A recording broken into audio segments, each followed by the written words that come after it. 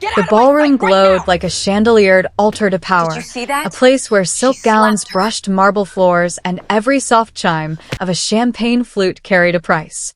This was a choreographed performance of dominance, and at its center stood Min-Hee, the Porcelain Queen Park. Immaculate and untouchable, she moved with the terrifying confidence of someone who had never known a consequence. Along the edges of this brilliance, the servers drifted like shadows. Among them was Naomi Vance, her presence carefully minimized and her eyes lowered. In her plain black and white uniform, she was a vulnerable giant, hiding in plain sight, invisible by design. She lived by a code of unburdened vigilance, a master of restraint hiding a past that the world was never meant to see again. Then came the deep, agonizing crack in the evening's perfection. A fraction of a second too slow. A tray tilted in Elena's trembling hands. A single drop of red wine kissed Min-Hee's white silk hem. The porcelain queen didn't scream. She smiled. It was a smile that turned correction into a theater of cruelty. She didn't just want an apology. She wanted a public lesson in obedience. The room leaned in, sensing the slow-burn tension but certain of the ending. As Min-Hee raised her hand, the air seemed to thicken. The slap echoed through the ballroom, a sharp, visceral sound that shattered the calculating quiet. Min-Hee watched in tears for a status collapse, but instead, she triggered the shadow's reflex. The moment of reckoning, no one in that room realized they were about to witness a reckoning. As Naomi's weight shifted and her left cheek flushed crimson, the anatomy of a lie began to unravel. From the background, Sang-Hoon Park watched with lethal calm. The only one whose trained eye caught the technical perfection of Naomi's coiled snake-style stance. If you're ready for a story about power, immovable grace, and the sweet weight of restraint over ruin, then you're in the right place. The chandeliered altar of the ballroom was a masterclass in performance of dominance, a space where the air felt expensive and the silence was heavy with the expectation of obedience. Naomi stood with her eyes lowered, her minimized presence acting as a shield against the sharp, judgmental gazes of the elite. Beside her, Elena's hands were trembling, a deep, agonizing crack in her professional mask that Naomi had seen coming the moment the tray began to tilt. The clink of the tilting glass was a slow-motion disaster, followed by the sight of a single, dark drop of red wine blooming like a bruise against Min-Hee's immaculate, white silk gown. Min-Hee, the porcelain queen, didn't gasp. She didn't scream. She smiled, a cold, practiced expression that turned the mistake into a theater of cruelty. She looked at Elena, then shifted her gaze to Naomi, who had stepped forward to offer a linen napkin. The ballroom fell into a calculating quiet, the guests leaning in to witness the lesson in obedience they believed was inevitable. "Invisibility is a privilege I granted you," Min-Hee whispered, her voice a sharp vibration of icy malice that cut through the soft chime of the gala. "But it seems you've forgotten your place in the anatomy of power." Then came the slap. It was a visceral, echoing sound, a sharp crack that shattered the chandeliered glow of the room. Naomi's head snapped to the side, her left cheek instantly flushing a vivid, disciplined crimson. For a heartbeat, the room held its breath, expecting a status collapse, expecting Naomi to fall, to sob, to beg for a mercy that Min-Hee never intended to give. But the shadow's reflex was already in motion. Deep within her mind, the voice of Sifu Miller surfaced, a ghost of immovable grace, reminding her that mastery is not domination, but control. Instead of collapsing, Naomi's weight shifted. It was a movement so subtle and technically perfect that only a trained eye would have caught the transition from vulnerable giant to coiled master. Her feet found the grit and grease of the marble floor, pivoting into a low, predatory snake-style stance. The rumpled black and white uniform no longer looked like a sign of servitude. It looked like a shroud for a weapon. Her right hand, once holding a napkin, tensed into a strike position near her ribs, while her left hand rose in a slow, lethal arc, fingers coiled and ready to strike the porcelain queen's throat. Min-Hee's triumphant smirk flickered. Her lingering superiority began to crack as she looked into Naomi's eyes, eyes that were no longer lowered, but locked onto hers with the absolute finality of a reckoning. In the background, Sang-Hoon Park stood as a shadow behind the curtain, his lethal calm breaking as he leaned forward, recognizing the fatal detail of Naomi's posture. The anatomy of a lie was over. The waitress was gone, and the master had arrived to collect the debt that the slap had just signed.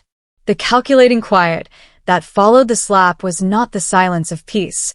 It was the heavy, suffocating stillness of a status collapse in progress. Naomi remained low. Her center of gravity shifted into a coiled, lethal symmetry that the ballroom's polished marble floor had never been designed to support. The crimson heat on her cheek was a distant thrum, a sensory anchor to the grit and grease of her past, but her eyes were fixed on Min-Hee with the absolute finality of a predator.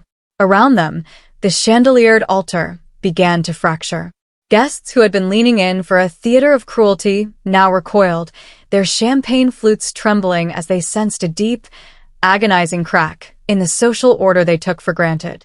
The Porcelain Queen stood frozen, her hand still hovering in the air, her face a map of lingering superiority that was rapidly eroding into a wide-eyed exhaustion of the soul. She had expected tears, a plea for mercy, a broken girl. Instead, she was looking into the eyes of a vulnerable giant who had finally stopped pretending to be small. Naomi's fingers, tensed into the snake-style strike position, twitched with a rhythmic, clinical sabotage of Min-Hee's expectations. She could feel the weight of the room's indignation shifting.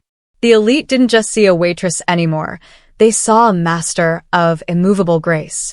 The rumpled uniform, once a sign of her minimized presence, now seemed to heighten the terror of the revelation, a weapon wrapped in the shroud of a servant.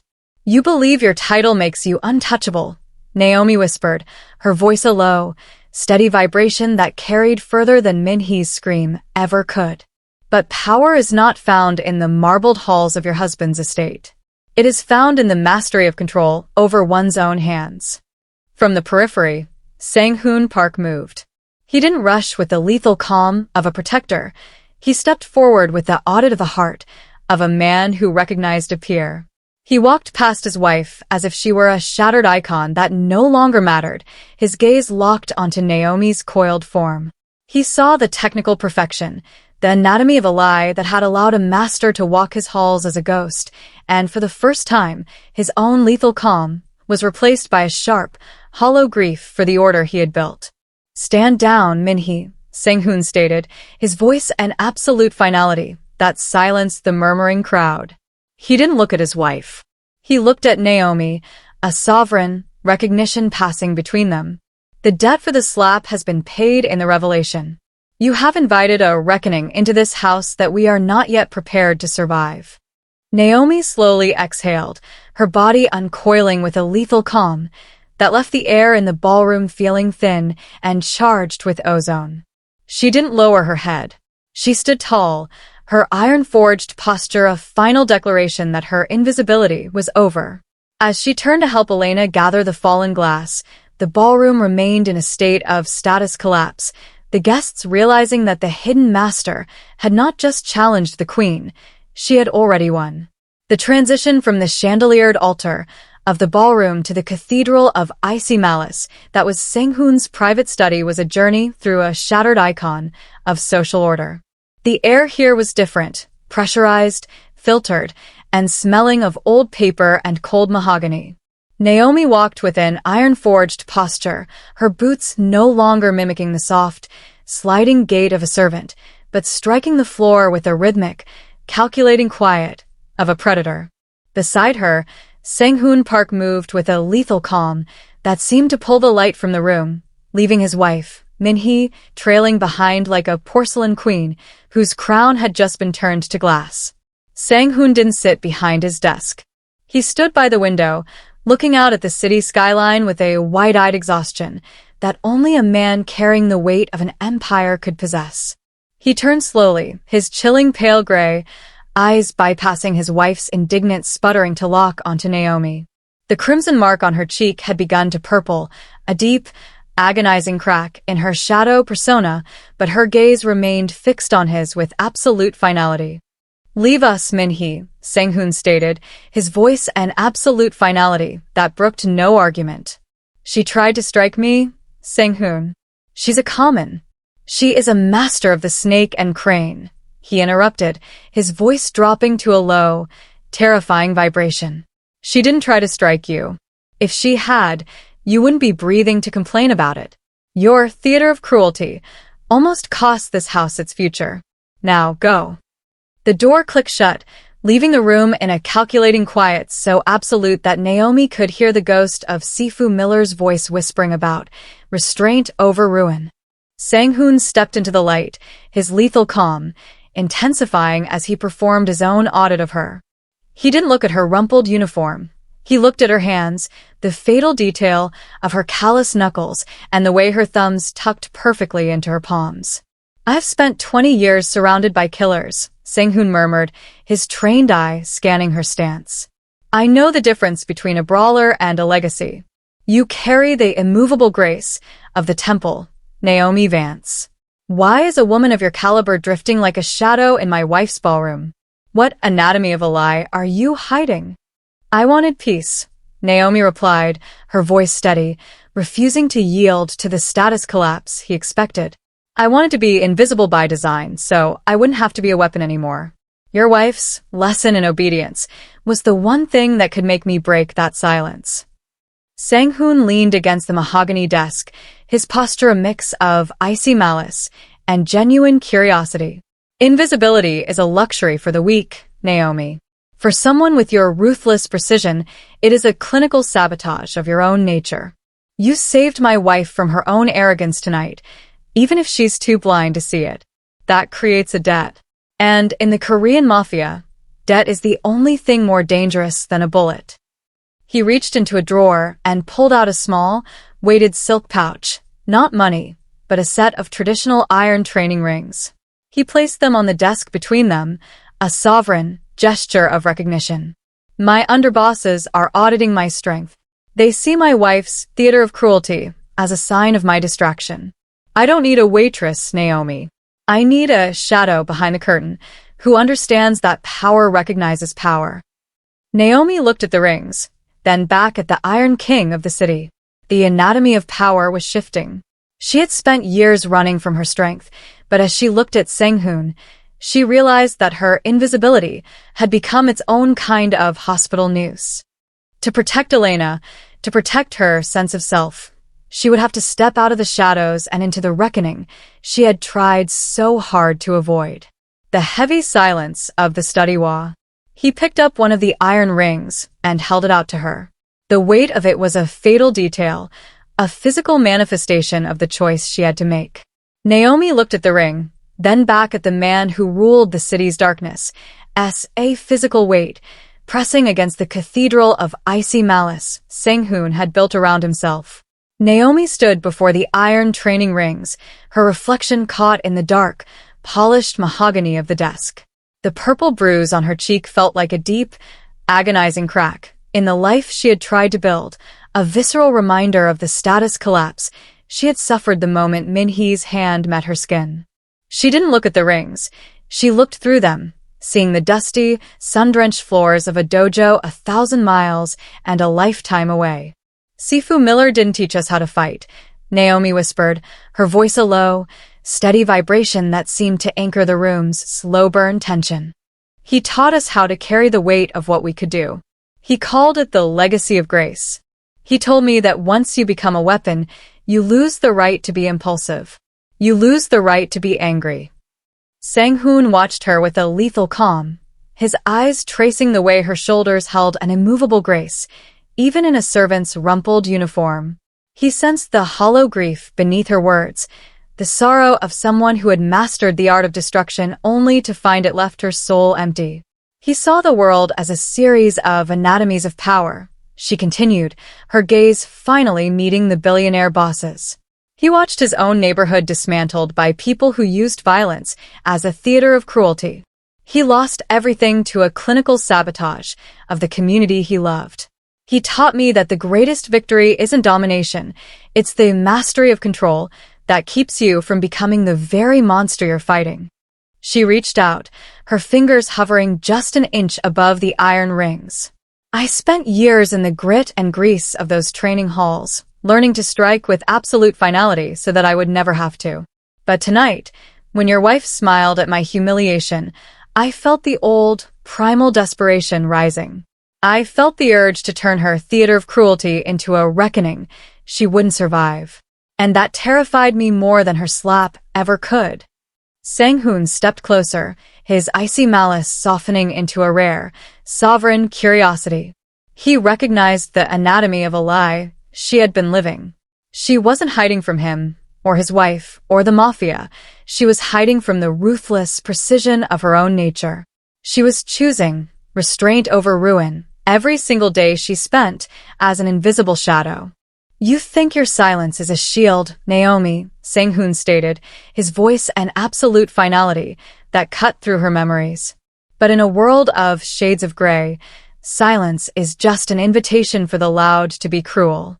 Sifu Miller taught you to control the weapon, but he didn't tell you what to do when the world demands you draw it. You can't protect Elena with hollow grief.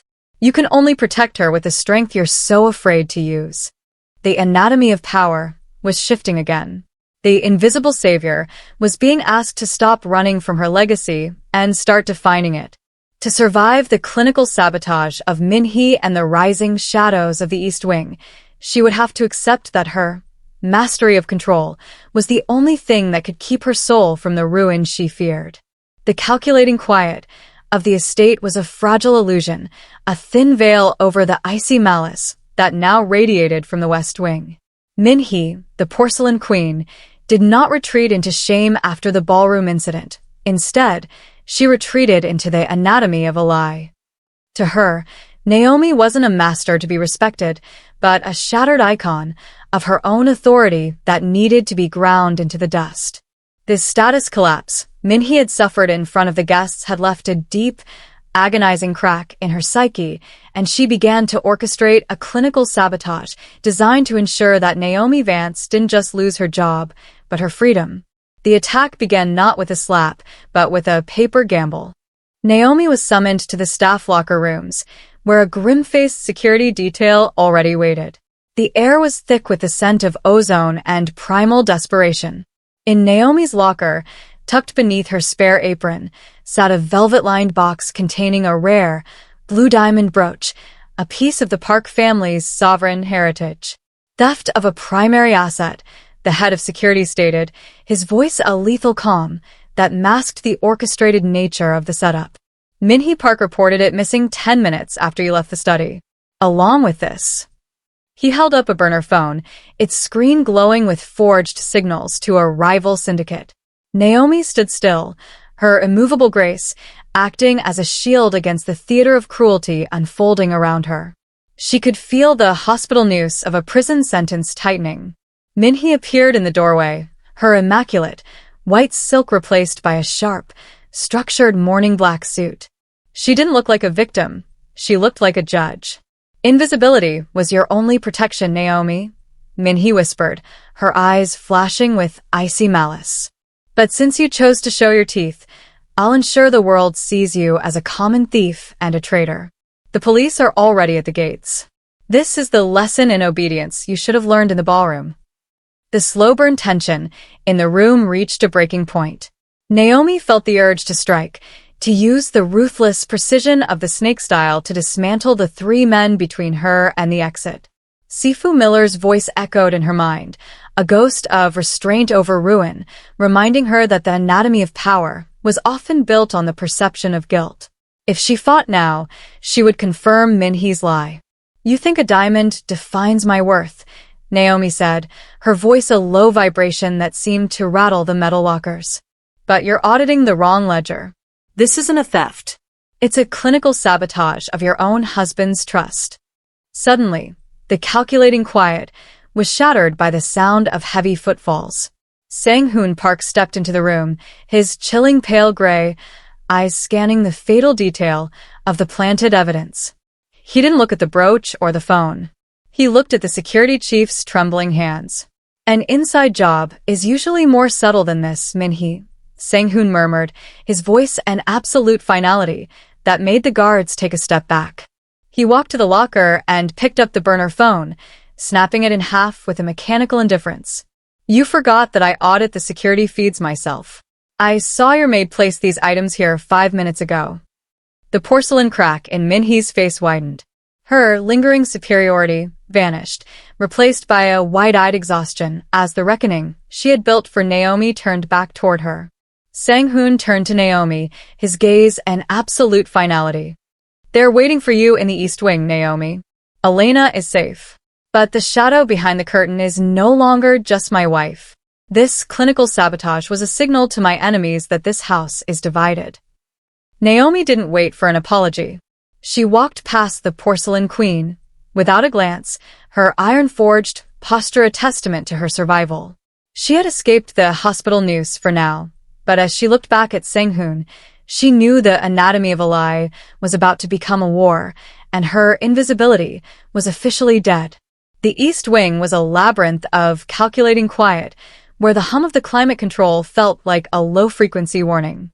Naomi moved through the corridors with the immovable grace of a ghost, her uniform no longer a mark of service, but a tactical camouflage. She had left the cathedral of icy malice behind, but the shadow behind the curtain had a longer reach than even Sang-Hoon's protection could guarantee. The clinical sabotage of the locker room had failed, and in the world of the Iron King, failure was usually followed by a more direct, ruthless audit. She found Elena in the auxiliary kitchen, her face a mask of hollow grief as she scrubbed at a counter that was already pristine. The air was thick with the scent of lavender and the underlying sharp metallic tang of ozone. Naomi didn't speak. She simply placed a hand on Elena's shoulder, a sovereign gesture of grounding. But as her fingers made contact, the waitress's eye caught a fatal detail. The security camera in the corner wasn't cycling its red light. It was dark, a break-line parachment of the estate's primary digital shield. Elena, move. Now, Naomi whispered, her voice a low vibration of absolute finality. Before Elena could respond, the slow-burn tension of the wing snapped. The service entrance door didn't open. It disintegrated under the force of a suppressed breach charge. For shadows materialized from the chilling pale gray mist of the industrial fire suppression system, moving with a lethal calm that signaled they weren't Min-Hee's clumsy house guards. These were the wolves of the West Coast Syndicate, sent to perform a final status collapse on the witness who had seen too much. Naomi didn't retreat. She shoved Elena behind a heavy industrial prep table, her primal desperation fueling a lightning-fast transition into the snake-style stance. As the first hitman lunged, his silenced weapon raised, Naomi didn't meet his force with force. She used the anatomy of a strike, taught by Sifu Miller, a fluid, circular deflection that turned the attacker's momentum into a deep, agonizing crack against the marble island. The room erupted in a quiet, powerful aftermath of bone meeting steel. Naomi was a blur of iron-forged precision, her hands moving like flickers of shadow. She caught the second man's wrist, her thumb pressing into the fatal detail of the nerve cluster, forcing his weapon to clatter to the floor. She wasn't just fighting, she was performing a surgical audit of the heart, neutralizing the threat without the ruthless brutality she so feared. The third attacker paused, his lethal calm, wavering as he recognized the immovable grace of a master. He didn't see a waitress. He saw a vulnerable giant who had finally accepted her legacy. He leveled his weapon at Elena, seeking a clinical sabotage of Naomi's focus. In that heartbeat, the shadow behind the curtain failed. Naomi didn't strike the man. She struck the industrial gas line valve behind him. The hiss of escaping air was a signals check that distracted him for a fraction of a second, long enough for Naomi to close the distance. Her palm strike was an absolute finality, catching him in the solar plexus and sending him into a status collapse against the walk-in freezer door. The fourth man, seeing his team dismantled by a woman in a rumpled uniform, retreated into the shadows of the hallway. Naomi stood in the center of the kitchen, her breath steady, her mastery of control absolute. Elena looked up from behind the table, her eyes wide with a mixture of terror and righteous indignation. "You're not just a waitress," Elena breathed, the realization a deep, agonizing crack in their shared history. "I never was," Naomi replied, her chilling pale gray eyes scanning the dark corridor. And the Porcelain Queen just realized that the shadow she tried to erase is the only thing standing between this house and the grave. The calculating quiet of the estate's training hall was far removed from the chandeliered altar of the ballroom, yet the anatomy of power remained the same. The air here was sharp with the scent of floor wax and the cold, metallic tang of the weapon racks lining the walls. Sang-Hoon Park sat in a low chair at the head of the room, his lethal calm, a heavy presence that seemed to anchor the space. Opposite him, Min-Hee stood with her Porcelain Queen, mask firmly in place, though the deep, agonizing crack of her humiliated pride was visible in the tight line of her jaw. She had demanded this audit of strength. To Min-Hee, the clinical sabotage of Naomi's reputation wasn't enough. She wanted a public status collapse. She had summoned 3 of her personal guards, men who moved with a lethal calm born of the street's grit and grease, to prove that Naomi's display in the ballroom was nothing more than a paper gamble. Naomi stood in the center of the matted floor, her rumpled waitress uniform replaced by simple black training clothes that finally allowed her immovable grace to breathe. She felt the eyes of the shadow behind the curtain on her. She wasn't just fighting for her life. She was fighting for the legacy of grace Sifu Miller had instilled in her. "The rules are simple," Sang-Hoon stated, his voice an absolute finality. "Neutralize the threat. No permanent ruin. Show me the mastery of control you claim to possess." The first guard lunged, a vulnerable giant of muscle who favored the ruthless brutality of the syndicate's enforcers. He swung a heavy training staff, the wood whistling through the air with a sound like a brake-line parachment. Naomi didn't flinch. She used the shadow's reflex, stepping into the strike's blind spot. Her movement was fluid, a snake-style coil that turned his momentum against him. With a clinical sabotage of his balance, she swept his lead leg, sending him to the mat with a heavy thud. The other 2 guards didn't wait. They closed in from the shades of gray, in her periphery, their movements synchronized in a theater of cruelty. One swung high, the other low. Naomi centered herself, her iron-forged posture becoming a pivot point for the room's slow-burn tension. She caught the high strike with a crane-style wing block, the fatal detail of her precision stopping the blow dead in the air. Simultaneously, she stepped through the lower sweep, her hand tensing into a strike position near her ribs. She didn't strike their faces. She struck the signals, the nerve clusters in the shoulders and the pressure points in the thighs. Each hit was an absolute finality of movement, delivered with a lethal calm that left no room for retaliation. The guards fell not from a deep, agonizing crack of bone, but from a total status collapse of their physical capacity. In less than a minute, the hall returned to its calculating quiet. Naomi stood alone in the center of the room, her breath steady, her mastery of control absolute. She looked at Min-Hee, whose lingering superiority had finally shattered into wide-eyed exhaustion. The Porcelain Queen realized that no amount of wealth could buy the immovable grace Naomi possessed. Sang-Hoon stood, a rare, sovereign respect in his chilling pale gray eyes. "The audit is complete," he murmured. "My wife saw a waitress. I see a shadow behind the curtain who can rewrite the anatomy of a lie for this entire city." Naomi bowed, not out of obedience, but out of the dignity she had reclaimed. She had won the reckoning, but as she looked at the defeated guards, she knew the absolute threat was far from over. She had proven her strength, but in the world of the Iron King, a revealed weapon is the first target of a new war.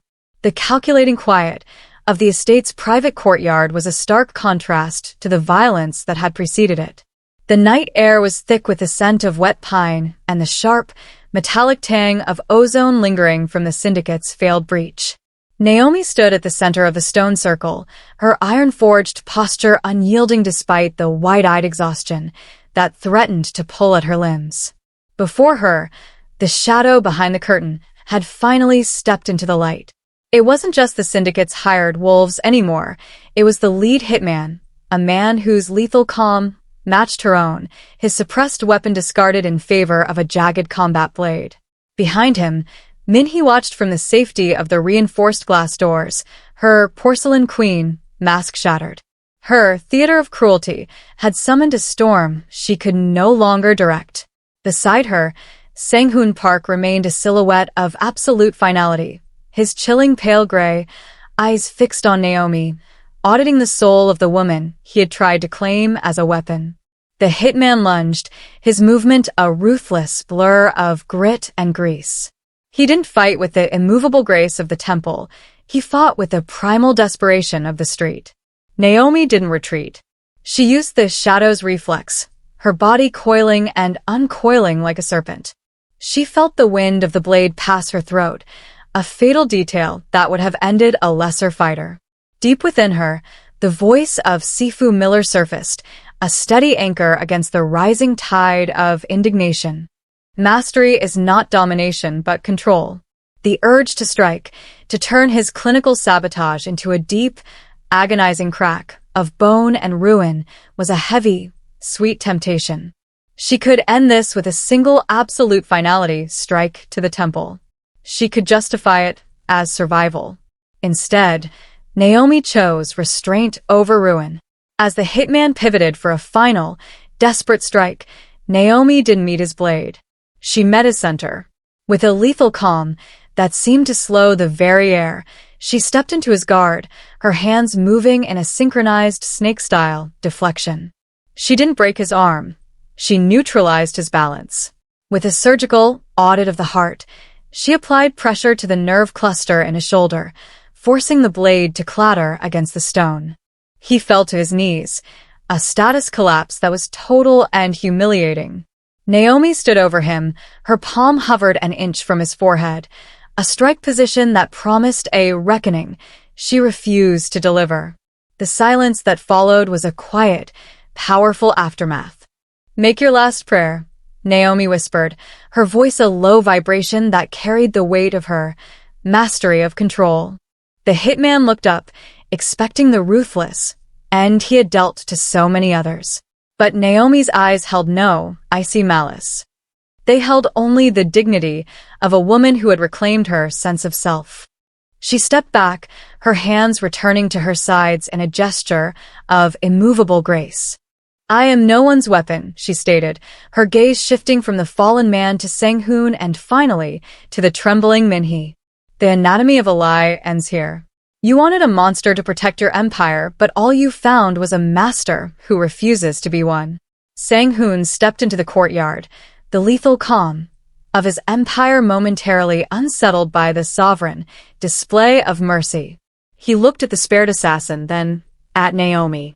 He realized that the invisible savior had won a victory that went beyond territory or debt. She had mastered her relationship with violence, choosing control over cruelty, in a world that only understood the opposite. The status collapse of the syndicate's hit was complete, not through blood, but through the absolute finality of a character that couldn't be bought or broken. As Naomi walked toward the East Wing to find Elena, she left the Porcelain Queen and the Iron King in the shadows of their own making. She had survived the reckoning without losing her soul, and for the first time in years, the hospital noose of her past was truly gone. The calculating quiet of the months following the courtyard reckoning did not mean the city had forgotten. It meant the city had accepted a new, formidable reality. The transition was a seamless physical ascent from the wreckage of a betrayal into the dawn of a shared sovereignty.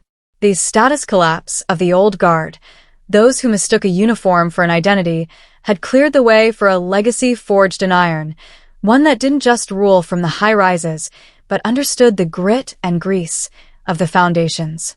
The top floor of the Vance Tower had been stripped of the flashy vanities favored by Min-Hee and her sycophants. The cold, Sterile marble was gone, replaced by brushed steel and reclaimed oak, materials that honored a history of resilience. Naomi stood by the massive floor-to-ceiling windows, her silhouette sharp and unwavering against the rising Atlanta sun. She no longer wore the oversized, rumpled rags of a ghost.